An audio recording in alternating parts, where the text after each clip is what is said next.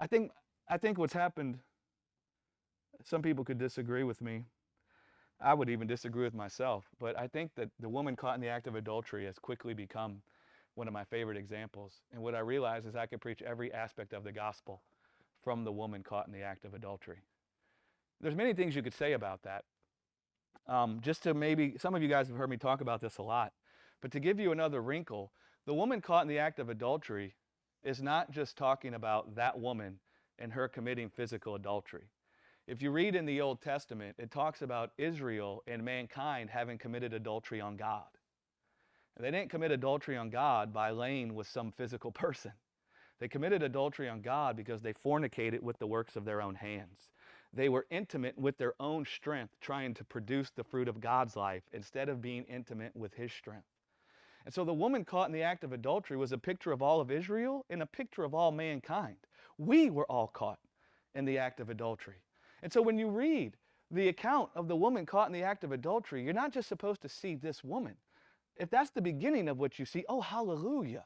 But you're supposed to then see yourself in that place and see how God will be with you when He finds you in that place. But the woman caught in the act of adultery, that account there is a great illustration of the conviction of sin.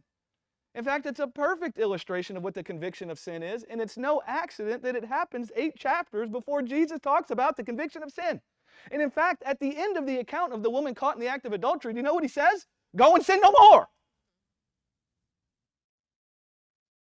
And I promise you, when He's saying go and sin no more, that word sin there, He defines later when He says, of sin because they believe not on me, or they're in unbelief towards the Father's goodness towards them. So Jesus, in the account of the woman caught in the act of adultery, that woman was not believing in the goodness of God towards her life. She was in unbelief.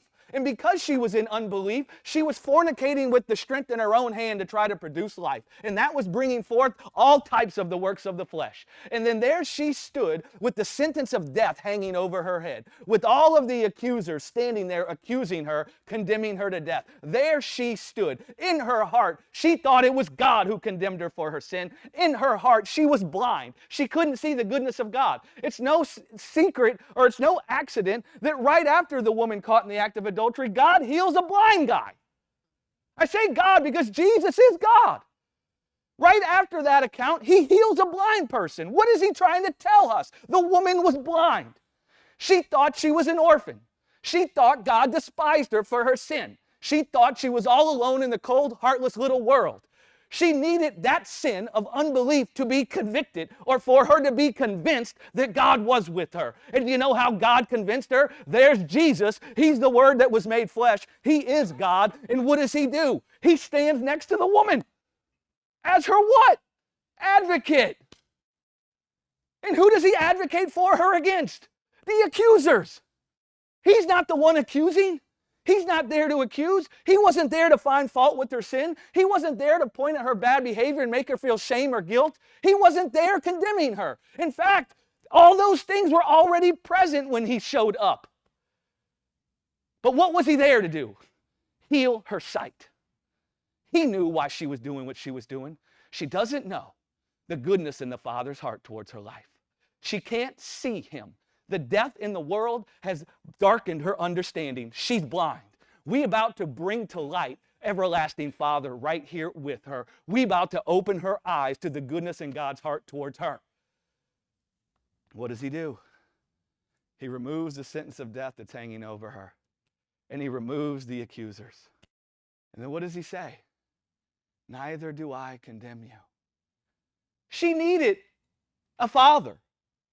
She needed her life to be cared for, and she had very specific needs. She had a sentence of death hanging over her. She was dying. She had people accusing her, gnawing at her. The bulls of Bashan, as the Psalm 22 says, had encompassed her, mocking her, spitting on her, calling for her death, and the death was reigning over her. She needed someone to care for her life. She needed a father.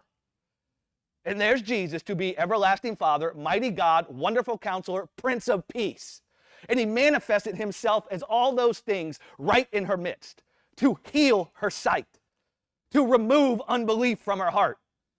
So when He says, go and sin no more, He's saying, go and no longer live in the earth as if you're an orphan.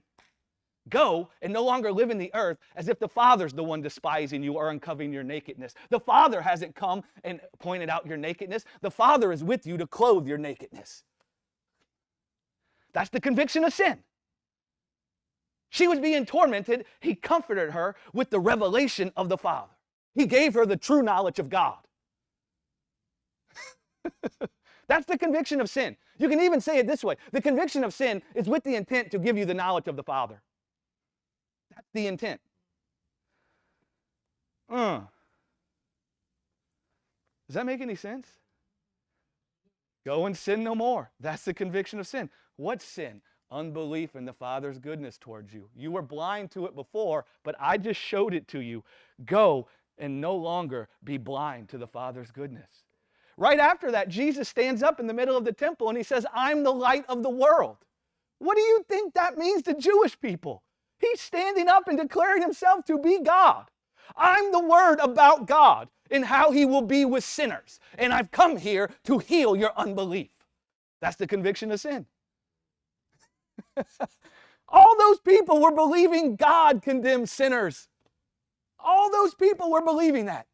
And because of that, they were filled with unbelief. If you believe God's the one that condemns sinners, guess what? You ain't coming to God till after you think you cleaned yourself up. And then you become a whitewashed sepulcher where you try to make the outside of the cup clean. All the while, the inside of the cup is filled with lust and lack.